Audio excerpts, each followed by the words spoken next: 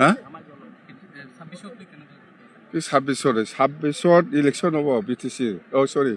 এছেম্বলিৰ বিধানসভা এছেম্বলিত election হ'ব আমি জিকিব বাছ মুখ্যমন্ত্ৰী কোন হ'ব মুখ্যমন্ত্ৰী কোন থাকিব মুখ্যমন্ত্ৰী একেই থাকিব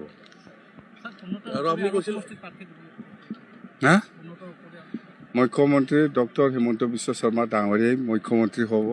অল্টাৰনেটিভ নাই বিজেপিত আজিৰ দিনত মই যিটো দেখিছোঁ অসমৰ ক্ষেত্ৰত কথা এইটোৱেই বিচৰা মানুহটো থাকিব আচ্ছা সোশ্যাল মিডিয়াত বৰ্তমান এটা ট্ৰল হৈ আছে আপুনি কৈছিলে যে এইবাৰ চৰকাৰ আহিলে মুম্বাইত মাটি কিনিব বুলি BTC গেষ্ট হাউচৰ কাৰণে এই মুম্বাইৰ মাটি আপুনি আজি বিচাৰিলে আজি নাপায় ইয়াৰ কাৰণে 75 crore পইচা ধাৰ্য কৰা হৈছে ফাইনেল হোৱা নাই মাটি চোৱা মানুহ চাই আছে স্যাৰ আপুনি কেইদিনমান পূৰ্বে কৈছিলে যে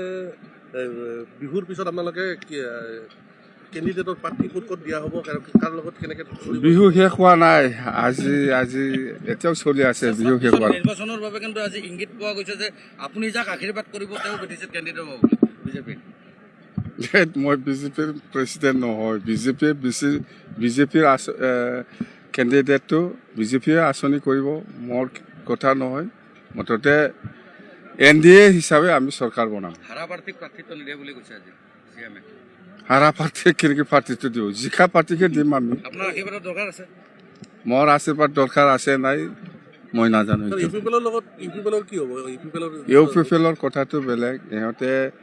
NDAত আছে থাকে না নাথাকে ইহঁতৰ কথা কিন্তু আমি হ'ল 15টা সমষ্টিত 15টাকো উঠাই লৈ যোৱাটো আমাৰ দায়িত্ব পাছ